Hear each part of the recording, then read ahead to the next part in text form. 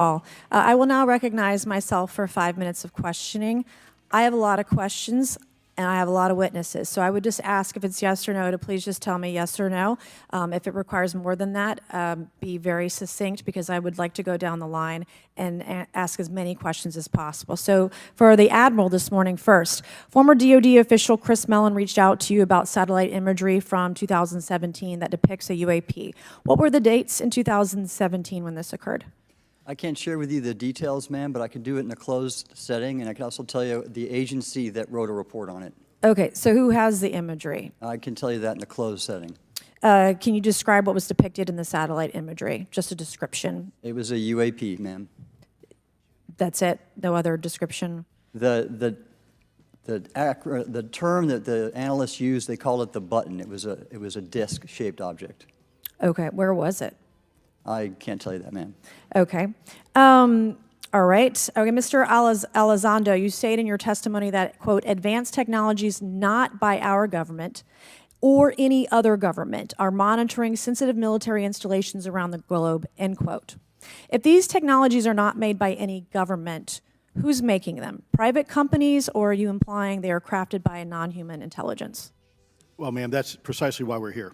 The problem is that, temporally speaking, over decades, not just the last 10 years, to put this in perspective, are these private companies you're implying, or is this non-human intelligence? It may be both. Okay. When it comes to Blue Force Technologies, I would not be able to discuss okay. it. Are you read into secret UAP crash retrieval programs? We would have to have a conversation in a closed session, ma'am. I signed documentation 3 years ago that restricts my ability to discuss specifically crash retrievals. I submitted for my book through the DOPSR process, which took a year for it to be reviewed. And what is in the book is what I was told I'm allowed to talk about. Has the government conducted secret UAP crash retrieval programs, yes or no? Yes. Okay, were they designed to identify and reverse engineer alien craft, yes or no? Yes. Does the U.S. government have any reverse, okay, we already answered that question about retrieval programs. Do any U.S. contractors have the same? I would prefer to address that in a closed session, ma'am. Okay. In your book, you mentioned government employees who've been injured by UAPs, placed on leave, and receiving government compensation for their injuries. Is that correct? That is correct. How can the government deny we have recovered craft if they're paying people because they've been injured by recovered craft? Ma'am, that's a great question. That's why I think we're here again, because I've seen the documentation by the U.S. government for several of these individuals who have sustained injuries as a result of a UAP incident. It's a crazy idea, right? The hypocrisy and the logic. Okay, Mr. Shellenberger, I'm going to say it again to be very clear. Immaculate Constellation. What's its mission and how are they funded? Its mission is to, as I stated, its mission is to, it's an unacknowledged special access program. Its mission is to document UAPs. Okay, and do you, for your story and your report, do you have more than one credible source? I do. Sourcing, okay. I do. And then why do you believe your sources to be credible? How do you judge the veracity of the documentation you've been provided about this program?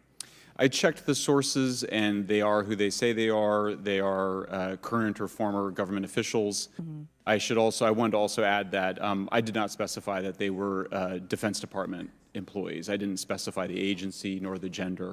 Would they have included non-government employees, people that aren't employed by the government? These are, I'm comfortable saying that these are government or previously government employees. Any of them currently employed by a private contractor or private contractors? I'd rather not say. Okay. What's the key takeaway, just a few seconds, about the Immaculate Constellation document you provided us today?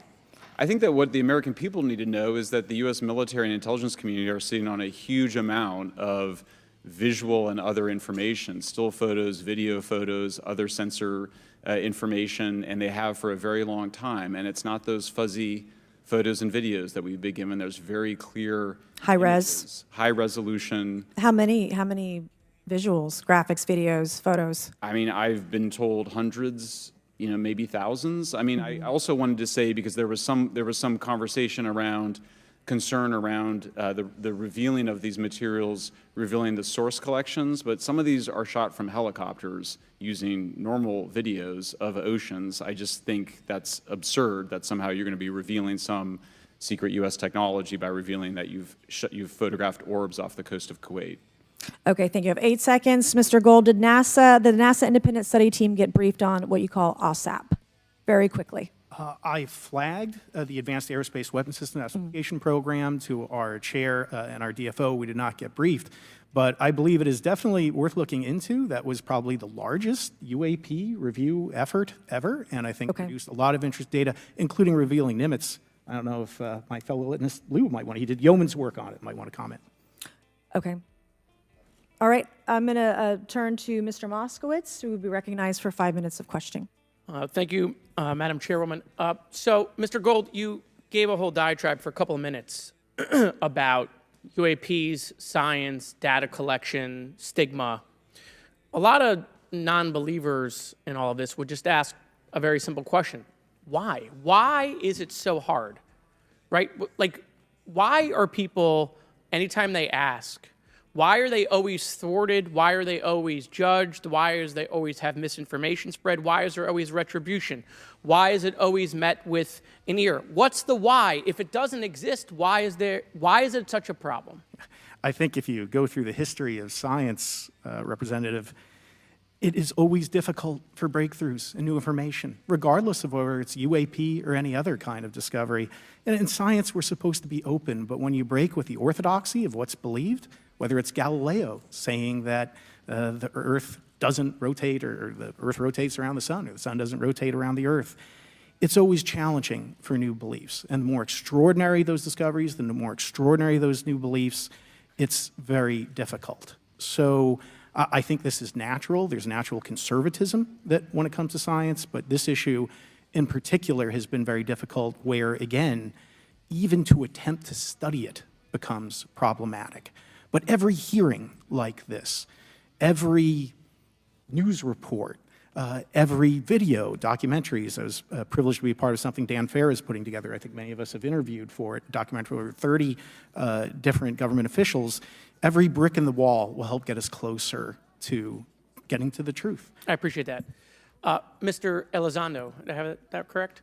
Sir. I'm a recovering lawyer, so I'm going to put my hat on for a second. You said you signed a document. Love that. Who gave that to you? The U.S. government, sir. Okay, you have a copy of it? It is stored in a SCIF right now. I do not have possession of it. The U.S. government does. What department of the U.S. government gave you this document? I will say the Department of Defense. Unfortunately, I can't say in this forum much more than that. You specifically said the document said you can't talk about crash retrieval. Well, you know, you can't talk about Fight Club if there's no Fight Club. Correct. Okay, I'm just making an observation. Yes, sir. So that document that you signed, that you said exists, specifically said you can't talk about crash retrieval. Correct, sir. It was a limitation on because already I'd been speaking publicly about the topic, and so the document said you can continue saying X, Y, Z, but you cannot discuss the topic of crash retrievals. Give me the atmosphere of signing this document. You're in a room by yourself? I'm in a SCIF with a security officer, sir. Just one-on-one? Anybody else? There may have been an assistant as well. It was in a SCIF within a Department of Defense facility. Give me your background real quick. My background is I went to school to study microbiology and immunology, entered into the U.S. Army, and after a very short stint in military intelligence, I became a counterintelligence special agent. As a civilian, later on I became a special agent in charge, running investigations in counterterrorism and counterespionage primarily, with some experience in counterinsurgency and counternarcotics. And then in 2009 timeframe, when I came back to the Pentagon after a tour with the Director of National Intelligence, I quickly became part of a program that was originally called OSAP that evolved into the program now called ATIP, which is where those videos that we now see, the Go Fast, the Gimbal, the FLIR, that was part of our effort, sir.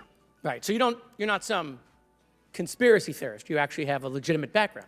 Well, sir, I'm certainly not a conspiracy theorist. I'm fact-based, just say facts. So when you're in this room, I want to paint the picture for everybody. You're in this room, you're by yourself, you're in a SCIF, you're handed a document. How long is the document? It's about a page front and back. So basically you have some things they call trigraphs, which I cannot, again, talk to. How long were you given to sign the document? As long as I needed, sir. And what if you didn't sign it? Well, I suspect there'd be repercussions. I wouldn't have access to certain information. Were you allowed to conduct ask a lawyer, or weren't allowed to ask for a lawyer to review the document? It wasn't an option, but they probably wouldn't have allowed me to, because the document itself was pretty explicit about you have to be, wait, you're putting me in an interest, let me try to thread the needle here. There are certain documents that we have in the U.S. government that allow people to have access to certain programs, whether it's a special, and I'm going to be very generic here, whether it's a special access program or a controlled access program, SAP, CAP, whatnot. How many people have to sign that document? It depends how many people are going to get access to the information, sir. Okay. Last question. Doctor, real quick, can you tell us about the Omaha incident in greater detail? I've read your background, right? Some people would label you as a member of the deep state, since you worked in government for a long period of time. But can you tell us more about that incident? You've written a lot about that.